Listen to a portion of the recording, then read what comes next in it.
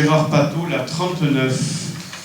Eh bien, si vous en êtes d'accord, je vais vous rajeunir d'un an, puisqu'il y a un an, au conseil municipal du 24 juin 2014, je vous ai présenté les rapports annuels 2013 concernant les délégations de services publics, de l'assainissement et de l'eau. Et si vous vous souvenez, il nous manquait à cette époque le rapport que doit nous fournir MPM concernant la section 2. Donc ce rapport nous est enfin arrivé. Et donc nous avons rajouté des éléments de ce rapport dans le rapport de 2013. Donc ce n'est que la finalisation de la présentation de ce rapport. Donc vous savez que les données contenues dans le rapport sont celles de MPM et on a très peu d'informations concernant directement notre commune. Ce qui va changer l'année prochaine, puisque en septembre, je vais vous présenter le rapport de 2014.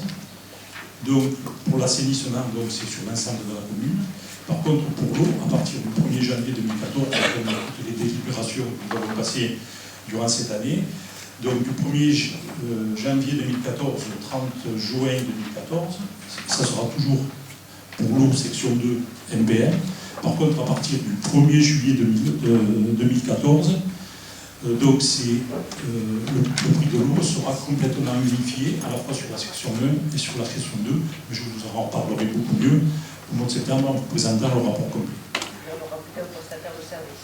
On n'aura plus qu'un seul prestataire de service. Enfin, on avait déjà un seul prestataire de service qui était la SEM, mais par contre, les délégations étaient différentes, puisqu'une c'était celle de MPM.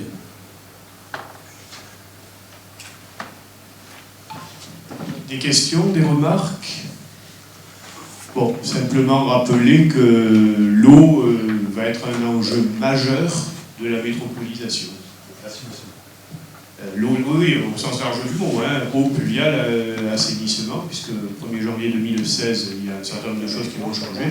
Alors, honnêtement, pour en avoir discuté récemment avec Dominique et Gérard, nous avons eu une réunion avec le directeur de la Société des eaux, c'est le flou artistique. Évidemment, hein, il y aura toujours de l'eau au robinet, mais dans quelles conditions, à quel prix, selon quelle modalité administrative. Franchement, ça va être quelque chose de compliqué à mettre en œuvre, et à mon avis, les 4 années seront nécessaires. Alors, pour cette 39 qui est pour, qui est contre, qui s'abstient, 3 abstentions. Merci.